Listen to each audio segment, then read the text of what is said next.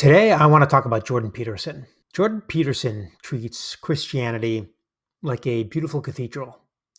He walks its halls, remarks on its sturdiness, gazes at its symmetry. Perhaps he lights a candle while staring in awe of its icons, but he never quite kneels at the altar. And I don't blame him. It's not an easy choice to make. But watching him linger at the narthex for years like this is starting to get awkward. And I think that situation was really on full display during the latest appearance he had on the Jubilee. He was so vague that even the show's producers had to rename the episode from One Christian versus 20 Atheists to Jordan Peterson versus 20 Atheists. I actually think Jordan Peterson is mostly down with Christianity, except for its one toughest ask, the part where you actually believe that things actually took place. This episode is fairly worth a watch, but warning, it's equal parts edifying and annoying. At one point, Peterson actually gets called out for being a nothing after being pushed on whether he was Christian. That swiftly ended the segment. Peterson leaned in really hard on redefining commonly understood terms like God. I think he did that in a way to appear rational and to appeal to a rational audience. Unfortunately, the strategy backfired several times. One interviewer called it a semantic fog because it left everyone really confused as to what he truly stood for. It's hard to play a game when the goalposts constantly shift. And I get why he's doing this. He's a former U of T prof, and he's relentlessly pragmatic. He wants people to appreciate the wisdom of biblical stories and pay less attention to the historical minutiae that people can get lost in and ultimately detract from the larger life lessons that the Bible can teach us. For Peterson, God is subsumed into this large organizing universal principle that sounds something like the truth is worth seeking, which evidently makes every scientist a man of faith or a woman of faith. One particular equivocation is between God and consciousness, a claim not really unfamiliar to followers of Vedanta Hindu philosophy or the teachings of Meister Eckhart in mystical Christianity, because in one fell swoop, Peterson tries to vanquish medieval notions of a bearded man in the sky while garnering the respect of rationalists. The problem is, in his efforts to sanitize Christianity for the masses, and we're all sort of guilty of that, he misses out on its most scandalous assertion. You see, even modern Christian thinkers who describe God as the ground of all being don't do so at the expense of his innate involvement in history. Peterson's God is a guiding principle. If truth, beauty, and goodness were a journey, God would be its destination. But the destination for Peterson is never a person, it's an abstraction under which all other abstractions are subservient. God is a meta idea. Now, Christianity takes Peterson's philosophical God a step further, or rather, Peterson takes the Christian God a step back. That the guiding principle which renders the cosmos intelligible, which the Greek philosopher Heraclitus called the Logos, is in fact a physical human being. This is the foolishness of Christianity, spoken about by St. Paul in 1 Corinthians 1:23, that the ground of all being became dust. He walked, he slept, and he bled. Jordan Peterson, on the other hand, wants his truth bloodless. Wisdom is just a set of principles to live by. But in describing God this way, he unwittingly limits the very thing he wants to free. In a desperate attempt to unchain Christianity from the cave of propositional claims, the banal and less interesting things like describing who, what, where, and when, and why, Peterson actually only digs into a new cave, a semantic one of his own making, filled with myths and fairies and archetypes, but devoid of raw, bloody history.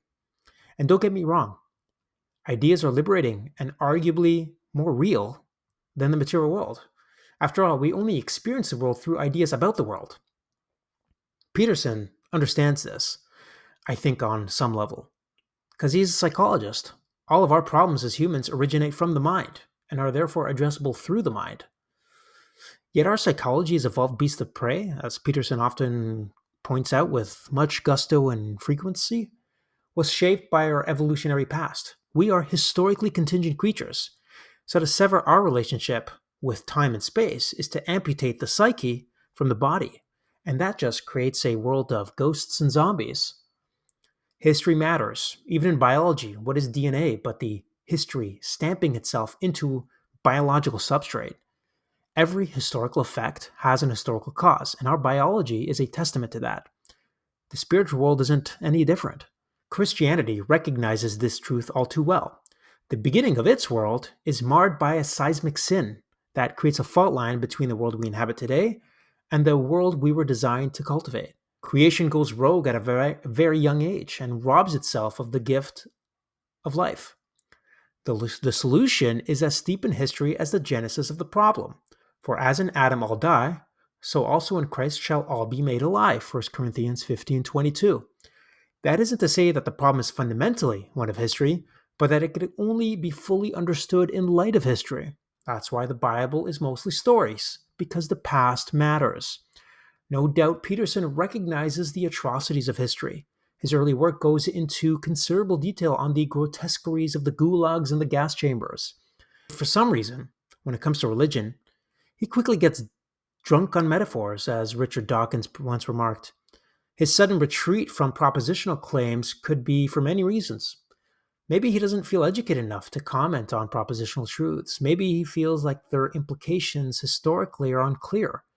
Maybe he just finds it uninteresting or unfalsifiable. All those things would make him a great agnostic, but not a Christian. One can't fully appreciate Christianity by only looking at its history, but equally, one can't fully appreciate Christianity without looking at its history. One thing's for certain: Peterson loves his myths. For most, the most primitive form of the myth is that of the hero's journey, a pattern upon which many myths from ancient Mesoamerica to Mesopotamia are templated against. A hero is called from the comfort of their life, led through trials and often into death, only to be reborn on the other side of travesty. As a hero, once again, Peterson doesn't buy into myths as historical narratives, but rather as portals to deeper metaphysical truths that can guide people towards living more fulfilling lives.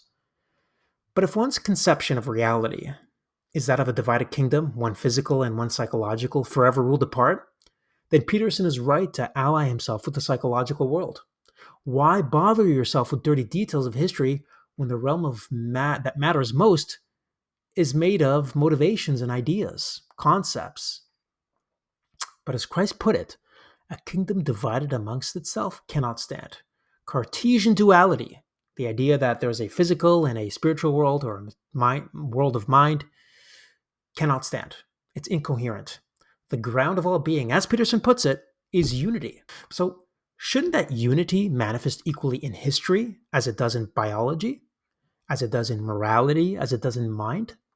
Shouldn't the most real thing in the world manifest as both an abstraction and as an artifact in history? Couldn't this force of history, which propels humanity in a wiser and brighter future, become a being in history? Today's folk psychology would have us believe that human consciousness sprouts from an unconscious physical brain, a form of magical thinking that most atheists frankly have to subscribe to, no matter how hard they have to prove otherwise. Christianity, though, turns this conventional logic on its head because it says wisdom doesn't emerge from minds, rather minds emerge from wisdom. Peterson has to pick a path here. Is he a rabid materialist, a confused dualist, or a committed monist?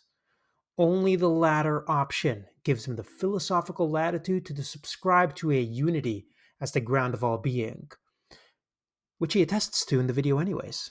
Question for you, Dr. Peterson. If this unity truly exists, can it not adopt a story of its own? How would that story start?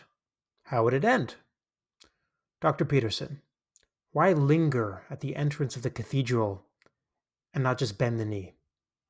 The archetype you honor draws breath. The myth you love has a body. The wisdom you praise, it has scars. The unity that you chase, he has a name. Bend the knee, my friend, and see where it takes you.